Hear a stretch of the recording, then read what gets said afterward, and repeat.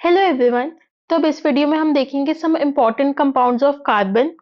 तो इस सीरीज में हम दो कंपाउंड्स कवर करेंगे। First is carbon monoxide and other is carbon dioxide. तो आज इस वीडियो में हम देखेंगे कार्बन मोनोऑक्साइड। चलो शुरू करते हैं। Carbon monoxide.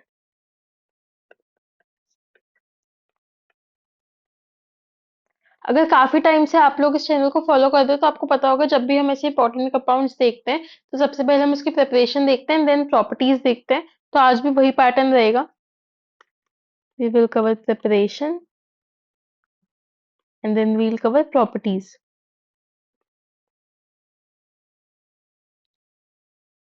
सबसे पहले प्रिपरेशन स्टार्ट करते हैं।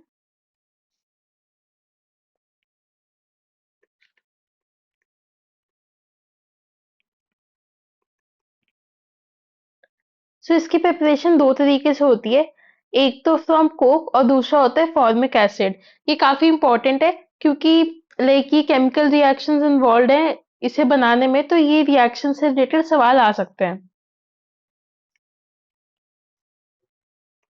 दो तरीके से है। एक तो है carbon solid which is Coke and एक है from formic acid.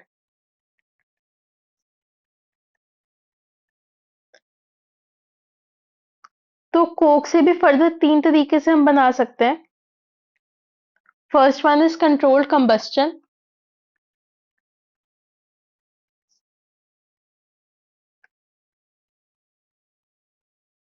Next steam की मदद से, और उसके बाद है एयर। फॉर्मिक एसिड से कैसे बनता है? Via dehydration.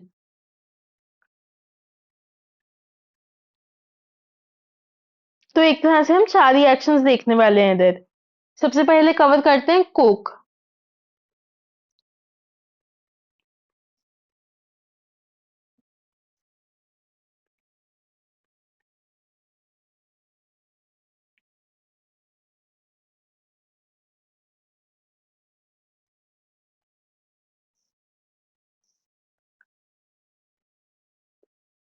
तो कोक में सबसे पहला हम क्या देखेंगे? Controlled combustion. इसका मतलब लिमिटेड सप्लाई ऑफ ऑक्सीजन। ठीक है। तो इसमें first is controlled combustion which means limited supply of air.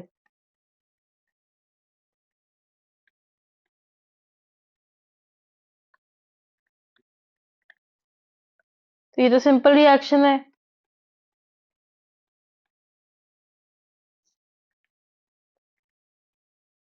तो अगर लिमिटेड सप्लाई ऑफ, सॉरी यहाँ पर एयर नहीं, O2 आएगा।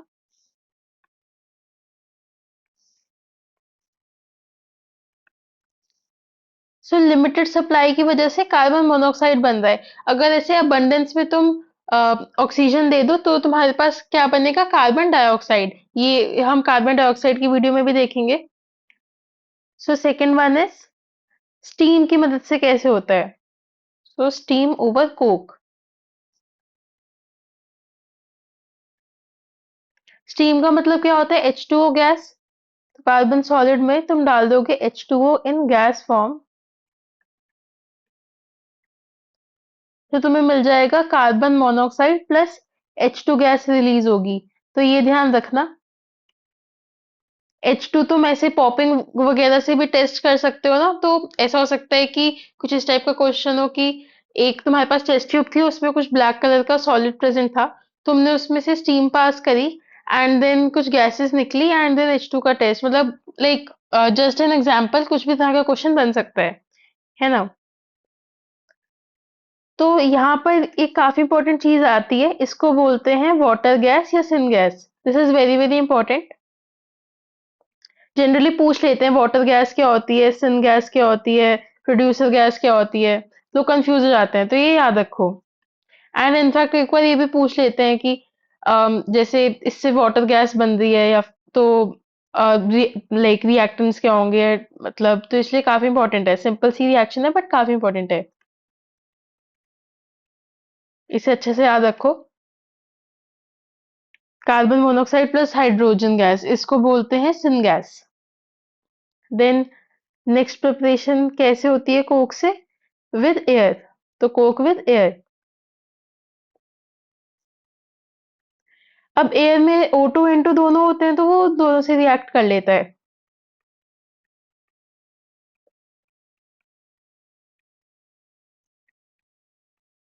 These are coming from air. इससे क्या मिलता है? CO plus N2। तो कार्बन जो है डायरेक्टली N2 से रिएक्ट तो नहीं करता है, बट ये जो कॉम्पोजिशन बनती है इसको बोलते हैं producer gas. Again very very important.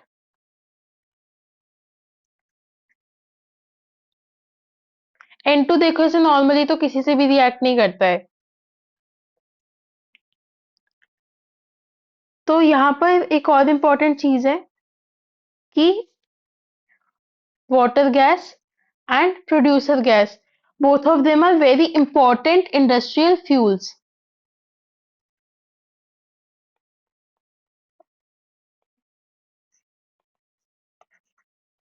Both water gas and producer gas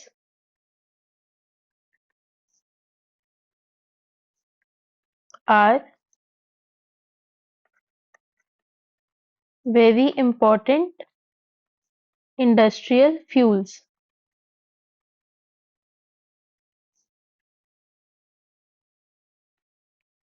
ठीक है।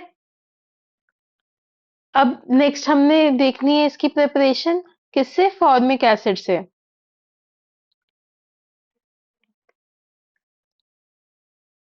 तो ये हमने कोक कवर कर लिया। नेक्स्ट हम देखेंगे फ्रॉम फॉर्मिक एसिड।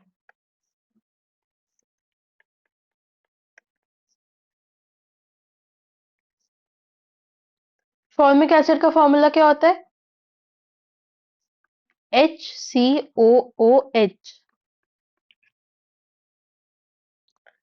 तो इसकी डिहाइड्रेशन करानी है। डिहाइड्रेशन का मतलब क्या होता है? पानी निकाल दो।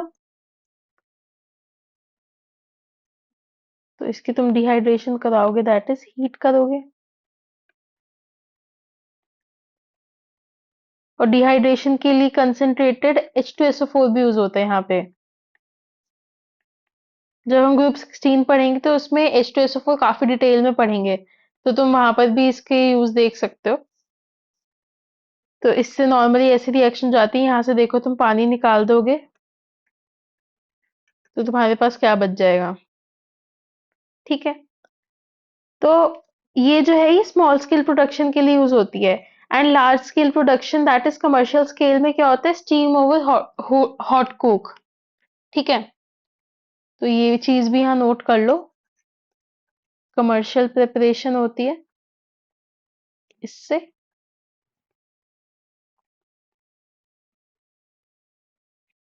एंड इससे होती है स्मॉल स्केल प्रोडक्शन।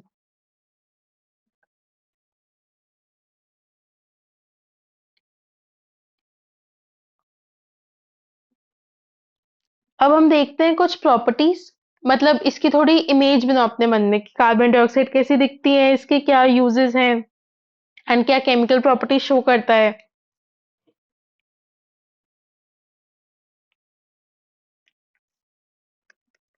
तो देखते हैं इसकी properties.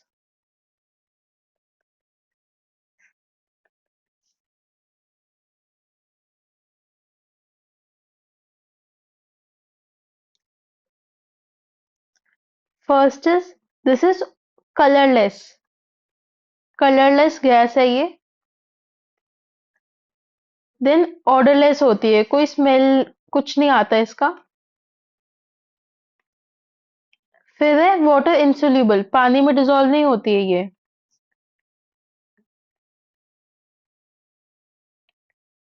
Fourth one which is very very important, powerful reducing agent.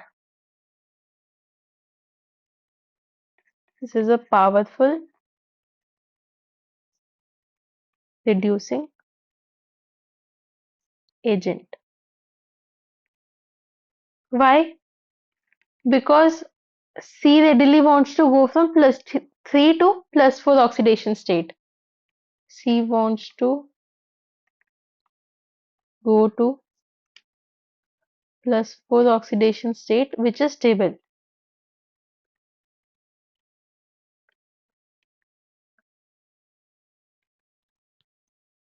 ठीक है, अब इसकी रिडक्शन प्रॉपर्टी का यूज क्या है उसको एक बार देखते हैं। तो पावरफुल रिड्यूसिंग एजेंट है हमने देखा, तो इससे फायदा क्या है?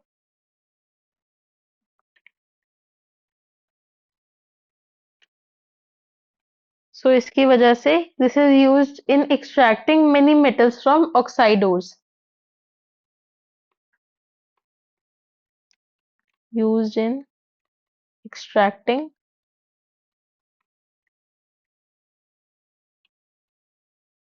मेनी मेटल्स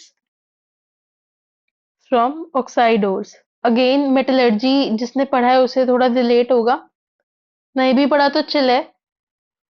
ये पावरफुल रिड्यूसिंग एजेंट है and this is used in extracting many metals from oxide ores. Oxide ores को ये रिड्यूस कर देगा। अब इंपॉर्टेंट रिएक्शंस देख लो इधर। Fe2O3 एडवांस के लिए और ज्यादा इंपॉर्टेंट हो जाते हैं, क्योंकि ये देखो ये जो मेटलर्जी की रिएक्शंस है इनका ओवरलैप आ जाता है इधर, तो दो जगह चीज आ जाती है तो वैसे इंपॉर्टेंट हो जाता है। बैलेंस नहीं कर रही हूँ, बैलेंस तो तुम कर ही लोगे। कुल मिला के CO2 बन गया यहाँ पे और आयरन एक्सट्रैक्ट हो गया। तो तुम याद रख लो कि iron 3 oxide and zinc oxide के लिए यूज होती है CO gas.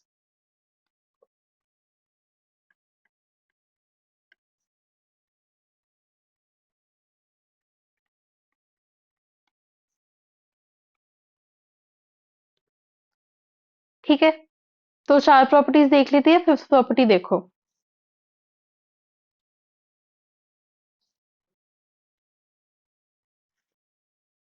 This is highly poisonous.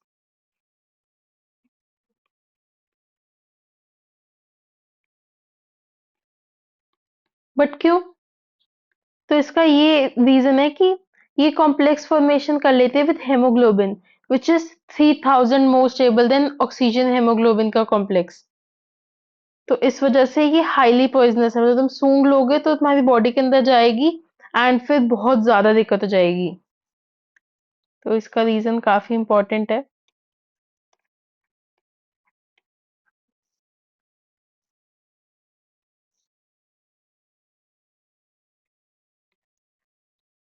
Complex formation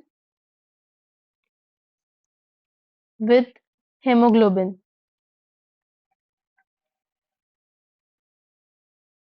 HB, ठीक है, which is 300 times more stable then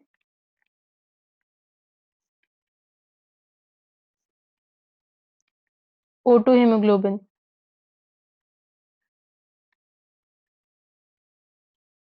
ये थोड़ा कोऑर्डिनेशन कंपाउंड से भी ओवरलैप कर रहे थे।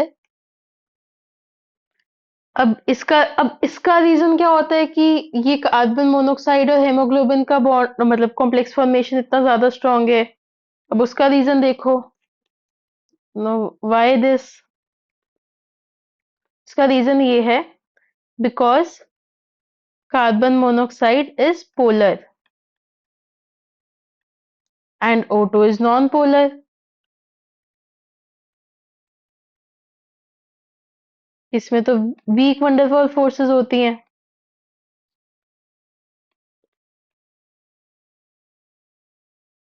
देयरफॉर ऑक्सीजन का कोई ऐसे ऑक्सीजन कैरी नहीं कर पाती है हेमोग्लोबिन। तो क्योंकि CO2 ज्यादा पोलर है तो उससे अच्छा बॉन्ड बना लेते हैं, है ना। तो इस सब की वजह से क्या होता है कि no O2 carriage by RBCs।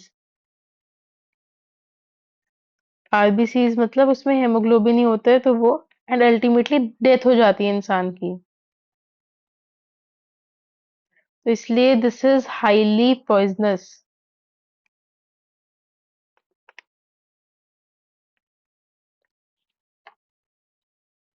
ठीक है, हाईली पॉइजनस क्यों है? क्योंकि फिर ऑक्सीजन की कुछ ट्रांसपोर्टेशन नहीं होगी बॉडी में एंड अल्टीमेटली इंसान की डेथ हो जाएगी। So this was all about this video. एक बार चलो रिकैप करते हैं जल्दी से।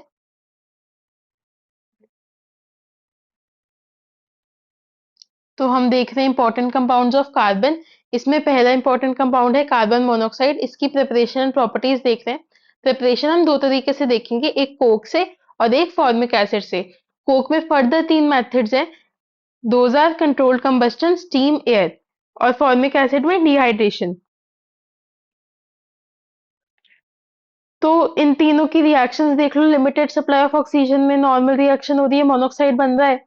स्टीम में क्या हो रहा है तुम्हारे पास? वेरी इंपॉर्टेंट सिन गैस या वाटर गैस प्रोड्यूस हो रही है, which is carbon monoxide plus hydrogen. फिर एयर में क्या होता है कि O2 के साथ रिएक्ट कर लिया बट N2 के साथ नहीं कर रहा। और एयर में तो देखो तुम लिमिटेड सप्लाई ऑफ ऑक्सीजन ही है, तो इस वजह से कार्बन मोनोऑक्साइड बन रहा है। And carbon monoxide plus nitrogen के मिक्स को बोलते हैं प्रोड्यूसर गैस। ये दोनों ही गैसेस काफी इंपॉर्टेंट इंडस्ट्रियल फ्यूल्स हैं। देन फॉर्मिक एसिड को बस नॉर्मली डिहाइड्रेट कर दो in the presence of H2SO4, तुम्हारा कार्बन मोनोऑक्साइड बन जाएगा। एंड ये स्मॉल स्केल प्रोडक्शन में यूज होती है, whereas steam over coke is use in commercial preparation, मतलब लार्ज स्केल पे। देन प्रॉपर्टीज देखी। ऐसे कार्बन मोनोऑक्साइड की मैंने फिगर बना लो कि अच्छा कलरलेस है, ऑर्डरलेस है, ना दिखती है ना कुछ स्मेल आती है, पानी में घुलती नहीं है, और पावरफुल रिड्यूसिंग एजेंट है। ओर्स को एक्सट्रैक्ट करने में मदद आता है इसमें आयरन और जिंक। ठीक है। फिर हाईली पॉइजनस होती है। वो क्यों? क्योंकि इसका complex with haemoglobin is 300 times more stable then oxygen. का रीजन है कि ये पोलर है बट O2 पोलर नहीं है। तो इस वजह से क्या होता है, इसका कॉम्प्लेक्स बन गया हेमोग्लोबिन के साथ। अब हेमोग्लोबिन O2 को तो बिल्कुल ही ट्रांसपोर्ट नहीं कर पाएगी बॉडी में, क्योंकि उसके साथ कॉम्प्लेक्स ही नहीं बन रहा। अल्टीमेटली इससे डेथ हो जाएगी इंसान की। तो कार्बन मोनोऑक्साइड को ऐसे फील करते हो ना, दिखती है ना, स्मेल आती है, बट अगर गलती से सूंघ ली तो बस गए फिर। ठीक है। So that's all about this video. Next video में हम देखेंगे कार्बन डाइऑक्साइड। Thank you.